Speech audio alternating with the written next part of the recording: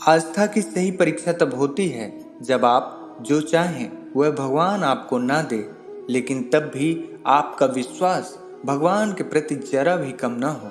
जय श्री कृष्ण मित्रों, आज हम जानेंगे कि श्रीमद् भगवद गीता के अध्याय 15 से क्या सीखा जा सकता है।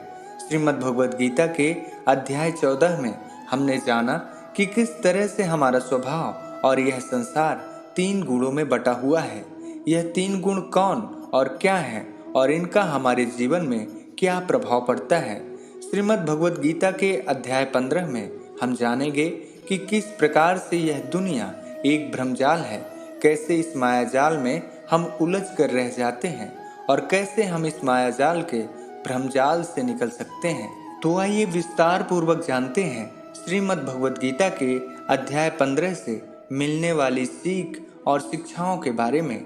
मित्रों, आदि पुरुष नारायण वासुदेव भगवान ही नित्य और अनंत तथा सबके आधार होने के कारण और सबसे ऊपर नित्य धाम में सगुण रूप से वास करने के कारण उद्धर्व नाम से कहे गए हैं और वे मायापति सर्वशक्तिमान परमेश्वर ही इस संसार रूप वृक्ष के कारण है। इसलिए इस संसार वृक्ष को उद्धर्व मूल वाला कहते हैं। उस आदि पुरुष परमेश्वर से उत्पत्ति वाला होने के कारण तथा नित्य धाम से नीचे ब्रह्मलोक में वास करने के कारण हिरण्य गर्भ रूप ब्रह्मा को परमेश्वर की अपेक्षा अधः कहा गया है और वही इस संसार का विस्तार करने वाला होने से इसकी मुख्य शाखा है। इसलिए इस संसार वृक्ष को अधः शाखा वाला कहते हैं। इस वृक्ष का मूल कारण परमात्मा अविनाशी है तथा आदिकाल से इसकी परंपरा चली आती है। इसलिए इस संसार रूपी वृक्ष को अविनाशी कहते हैं। इस वृक्ष की शाखा रूप ब्रह्म से प्रकट होने वाले और यज्ञ आदि कर्मों के द्वारा इस संसार वृक्ष की रक्षा और वृद्धि करने वाले, शोभा को बढ़ाने वाले वेद पत्ते कहे गए हैं। भगवान की योग माया से उत्पन्न हुआ संसार क्षणभंगुर, नाशवान और दुख रूप है। इसके चिंतन को त्याग कर केवल परमेश्वर का ही नित्य निरंतर अनन्य प्रेम से चिंतन करना, वेद के तात्पर्य को जानना है।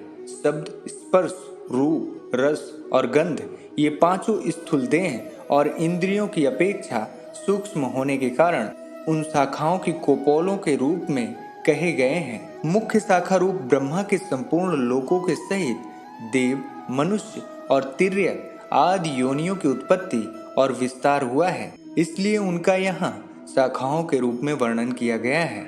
अहंता, ममता और वासना रूप मूलों को केवल मनुष्य योनि में कर्मों के अनुसार बांधने वाली कहने का कारण यह है कि अन्य सब योनियों में तो केवल पूर्वकृत कर्मों के फल को भोगने का ही अधिकार है और मनुष्य योनि में नवीन कर्मों के करने का भी अधिकार है।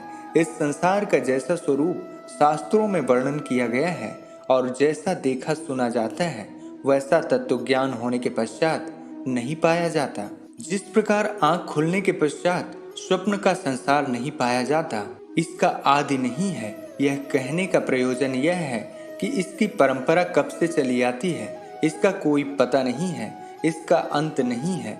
यह कहने का प्रयोजन यह है कि इसकी परंपरा कब तक चलती रहेगी, इसका कोई पता नहीं है, इसकी अच्छी प्रकार स्थिति भी नहीं है। इसका कहने का प्रयोजन यह है कि वास्तव में यह क्षणभंगुर और नाशवान है। ब्रह्मलोक तक के भोग क्षणिक और नाशवान है। ऐसा समझकर इस संसार के समस्त विषय भोगों में सत्ता, सुख, प्रीति और रमणीयता का न भासना ही दृढ़ वैराग्य रूप शस्त्र है। स्थावर जंगम रूप यावन मात्र संसार के चिंतन तथा आदिकाल से अज्ञान के द्वारा दृढ़ हुई अहंता, ममता और वासना रूप मूलों का त्याग करना ही संसार वृक्ष का अवान्तर मूलों के सहित काटना है। जैसे विभाग रहित स्थित हुआ भी महाकाश घटों के पृथक पृथक के भांत प्रतीत होता है, वैसे ही सब भूतों में एक ही रूप से स्थित हुआ भी परमात्मा पृथक पृथक की भांत प्रतीत होता है। इसी से देह में स्थित जीवात्मा को भगवान ने अपना सनातन अंश कहा है। भक्ष्य, भोज्य, लेम और चोष्य ऐसे 4 प्रकार के अन्न होते हैं। उनमें जो चबाकर खाया जाता है वह भक्ष्य है और जो निगला जाता है वह भोज्य है तथा जो चाटा जाता है वह लेम है और जो चूसा जाता है वो चोत्स्य है। विचार के द्वारा बुद्धि में रहने वाले संशय, विपर्याय आदि दोषों को हटाने का नाम अपोहन है।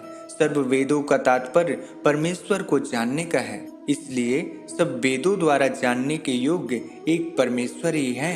मित्रों, भगवान श्री कृष्ण अध्याय 15 के प्रारंभ में अर्जुन को कहते हैं, हे कुंती पुत्र, आदि पुरुष परमेश्वर रूप मूल वाले और ब्रह्म रूप मुख्य शाखा वाले जिस संसार रूप पीपल वृक्ष को अविनाशी कहते हैं तथा वेद जिसके पत्ते कहे गए हैं, उस संसार रूप वृक्ष को जो पुरुष मूल सहित तत्व से जानता है वह वेद के तात्पर्य को जानने वाला है।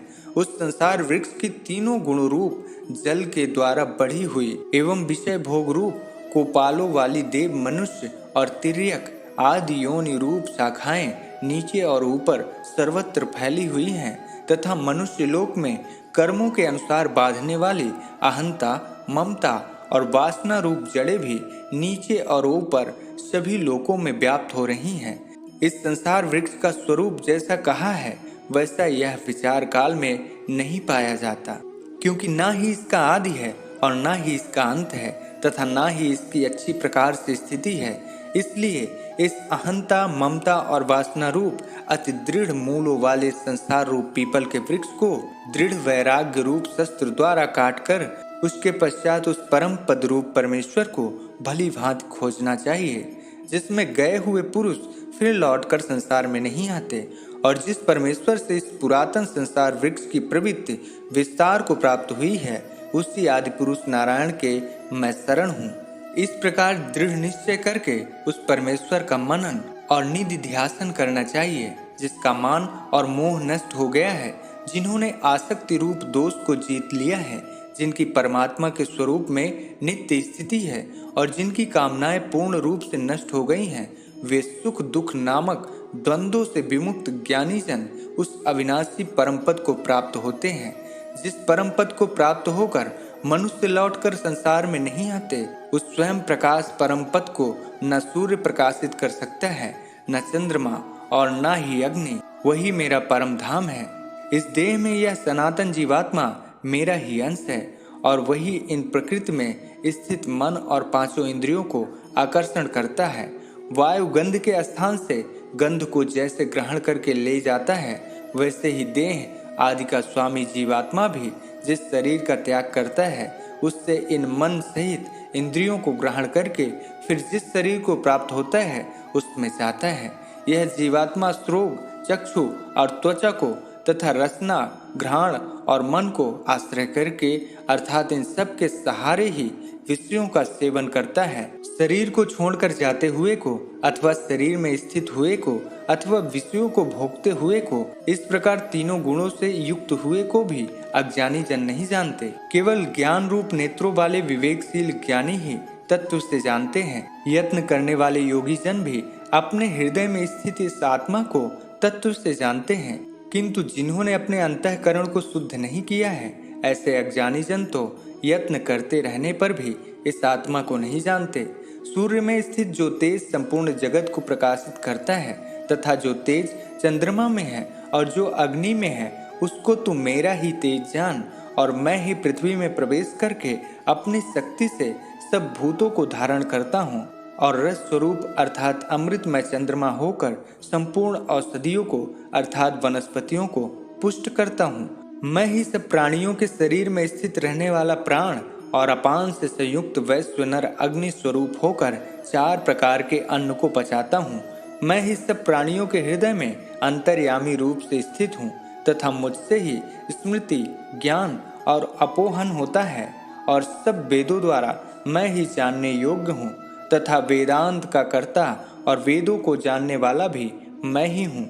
इस संसार में नाशवान और अविनाशी भी ये 2 प्रकार के पुरुष हैं। इनमें संपूर्ण भूत प्राणियों के शरीर तो नाशवान और जीवात्मा अविनाशी कहा जाता है। इन दोनों से उत्तम पुरुष तो अन्य ही हैं, जो तीनों लोकों में प्रवेश करके सबका धारण पोषण करता है। एवं अविनाशी परमेश्वर और परमात्मा इस प्रकार कहा गया है, क्योंकि मैं नाशवान, जड़वान, जड़वर्ग क्षेत्र से तो सर्वथा अतीत हूँ और अविनाशी जीवात्मा से भी उत्तम हूँ, इसलिए लोक में और वेद में भी पुरुषोत्तम नाम से प्रसिद्ध हूँ।